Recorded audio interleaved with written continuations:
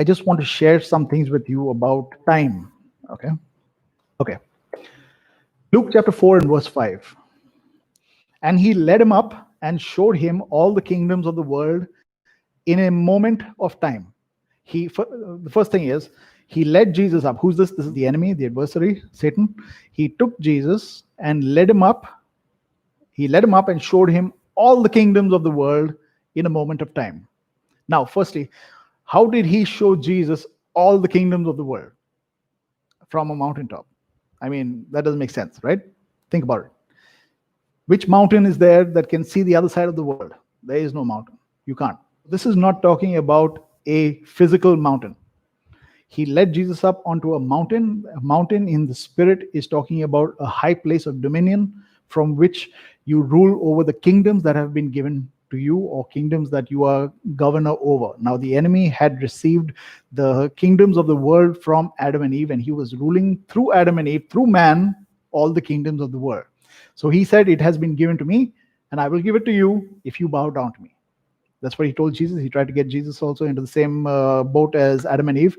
And he said, he showed him all the kingdoms in a moment of time. Now, obviously, there's no such thing as time in the eternal realm. So that's why it is a moment of time. So you can see all the kingdoms of the world in a moment of time, right? The same thing you can get a more detailed description of in Matthew chapter 4 and verse 8. Only in the created realms in the spirit, there are created realms in the spirit, okay? In the created realms in the spirit that work in alignment with the physical realm, there is a consciousness of time. But otherwise, there is no consciousness of time, because the place that you and I are called to inhabit, which is eternity, who is the Father, who is where we are at the right hand of the Father, in his heart, in the deeper recesses of his heart, there is no such thing as time. Time was created to rule physical creation, and spiritual created realms were supposed to align itself to this time, to this entity called time, who is a living reality, okay? Were called to align itself with time in order to bring about God's plan, God's heart, God's intention, and everything that was designed and intended for man, right? Man is supposed to, was designed to enjoy all of creation. So we were called to enjoy creation and give, or rather be God to creation, enjoy him. Now here's the best part about a relationship with Father God. A relationship with Father God is more about enjoying what he is doing through us. Because you may have noticed in your life how it is so amazing that, when you see something happening in your life, you enjoy how Father God does it. You enjoy how the Holy Spirit materializes things, how he does things. That is how God, that's what God wants us to enjoy. He wants us to enjoy being governors as him over creation. See what it says in Genesis chapter 1 and verse 14 to 18. It says, "Then God said, let there be lights in the firmaments of the heavens to divide the day from the night, and let them be for signs and seasons and for days and years." Okay, so this is the purpose of time. It's giving us what the purpose of time is. Let them be for signs and seasons, for days and years, and let them be for lights in the firmament of heavens to give light on the earth. And it was so. And God made two great lights, the greater light to rule the day, and the lesser light to rule the night. He made the stars also, and God set them in the firmament of the heaven to give light upon the earth, and to rule over the day and over the night, and to divide the light from the darkness. And God saw that it was good. So when God designed this, God designed time, okay?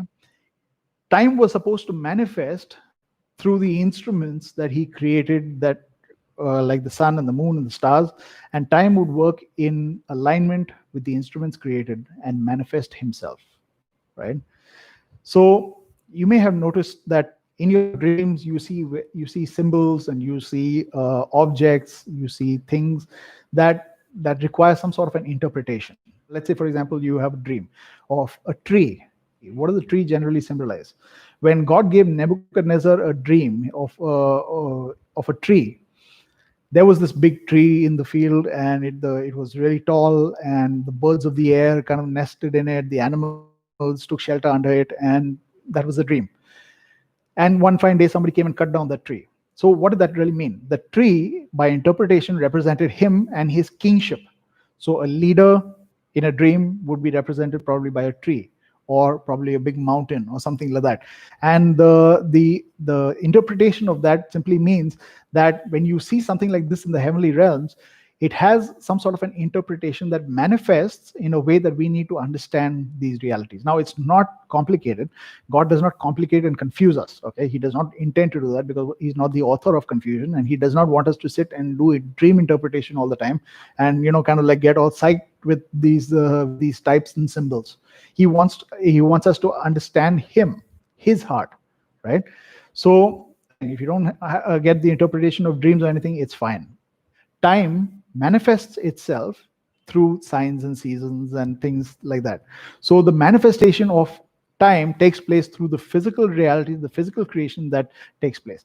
Most of my entire life has been so governed by time. I have come under the government of time to such an extent that time had become a bondage to me, like it is for the majority of the world today.